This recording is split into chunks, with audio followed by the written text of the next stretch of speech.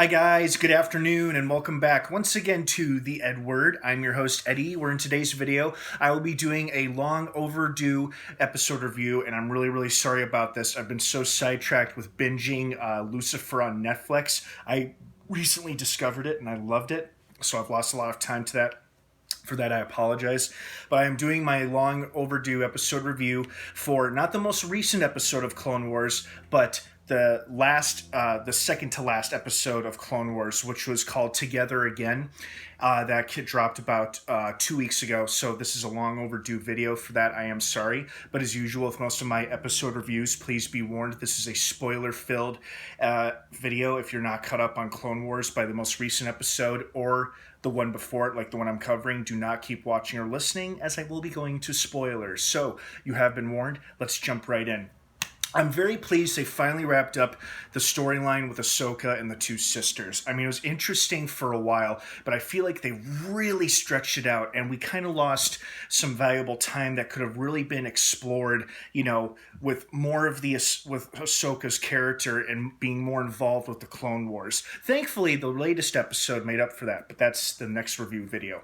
This one, I'm glad there was finally some connective tissue between the criminal underworld during the Clone Wars and then connected to the Clone Wars itself, where in this case, obviously, no surprise here, Darth Maul is the boss of the Pike Syndicate, or at least he dictates and controls their actions and movements. So his big reveal when they paid a call to him was no real surprise to us, because a couple seasons ago it was revealed that he had started Crimson Dawn, or taken control of the crime organization, and had all these criminals and gangsters working for him, building a vast criminal empire, while simultaneously he was ruling Mandalore. And I love the fact that the Mandalorians who had refused to follow him have now sought out Ahsoka's help in winning back their homeworld, which was pretty great. And I'm also happy that this storyline finally wrapped up, that Ahsoka went her separate ways with the sisters, and the sisters also kind of redeemed themselves, at least the older one.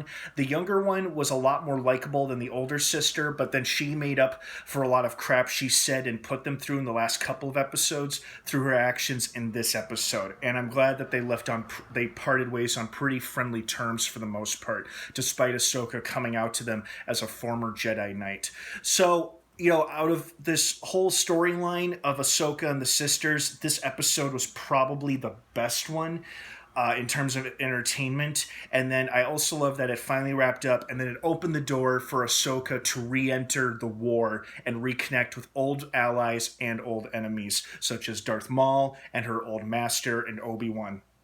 So at least they wrapped that up. I mean, I liked the storyline for what it was, but frankly, I feel like more time should have been invested in the Clone Wars, because this is the Clone Wars series. I mean, it was interesting to see how people were surviving who weren't fighting the war, but they shouldn't have stretched it out as far. I don't know. Maybe I'm the only one about thinking this way, but what did you guys think of this episode? Did you like it? Did you love it? Did you hate it? Were you expecting more, expecting less? I want to hear your thoughts and your opinions on this down below in the comments section. Stay tuned for later today. I will be uploading my episode review for the most recent episode of Clone Wars, so keep an eye out for that. I hope you're all staying safe and healthy during these trying times, and staying positive and hopeful as I am. And have a great rest of your day if I don't see you. And of course, until next time, may the Force be with you.